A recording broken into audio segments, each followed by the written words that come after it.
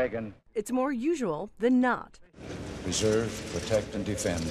The vast majority of presidents who win a first term run and win again. The Constitution of the United States. And get to take the oath of office a second time. So help me God. Congratulations. A big reason, money.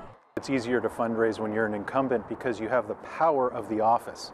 People want to be around the president, people want to contribute to the president, and presidents have a pretty good re-election chance. Joe Biden is the 46th U.S. president. 8 of his predecessors died in office, and 11 could not or chose not to run for re-election. There are just 10 who tried and failed. The issues that cost Donald Trump re-election: COVID, the economy, constant controversies. Before Trump, it was George H.W. Bush. Read my lips.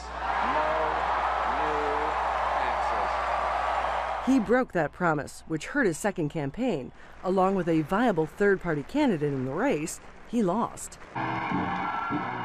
The next to lose, the 39th president, Jimmy Carter. I can't stand here tonight and say it doesn't hurt. Weakened by a primary challenge for his party's nomination, the economy in recession, the ongoing Iran hostage crisis, and then this answer during a debate seemed to seal his fate. I had a discussion with my daughter Amy the other day before I came here to ask her what the most important issue was. She said she thought nuclear weaponry. His daughter was 8 years old. Carter lost in a landslide to Ronald Reagan. This report will be my last. Gerald Ford, whom Carter had defeated, served less than one full term, failing to win in 1976 after pardoning his disgraced former boss, Richard Nixon, for the Watergate scandal. Well, the plan is particularly aimed to economic relief. Until that point, decades had passed since the nation had seen another one-term president, Herbert Hoover, in 1932. He was blamed for failing to act to stop the Great Depression. The other presidents to lose: the 27th, William Taft; the 8th, Martin Van Buren; the 6th, John Quincy Adams; and his father, the second president, John Adams. All faced failing economies, third-party candidates, or a fight from within their own party.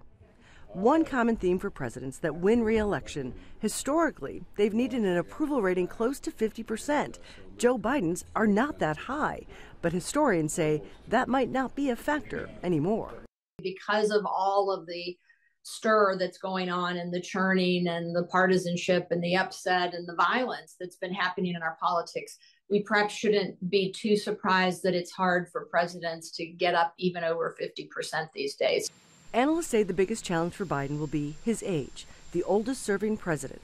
Polls show the majority of Americans didn't want him to make this decision. Now comes the hard work of convincing them he can and should serve a second term. Patty Culhane, Al Jazeera, Washington.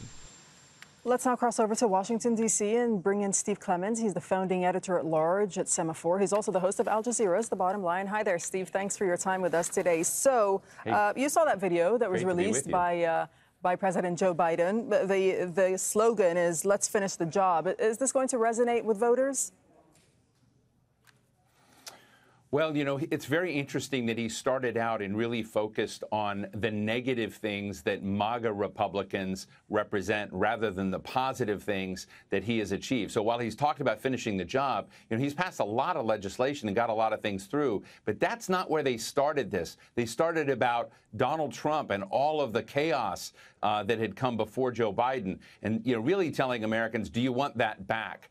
And so, you know, basically, Joe Biden is running on the prospect that Donald Trump is going to be his challenger. Right. And what about his age? You know, a lot is being said about him being already the oldest president in U.S. history. I mean, how much of an obstacle is that for him? Well, I mean, beneath their, what they say publicly, a lot of Democrats are uncomfortable with Joe Biden. You know, he probably will win easily the nomination, but more than 40% of Democrats would rather see someone else run, because I think they do have concerns about his age. That said, there's no consensus on who that ought to be.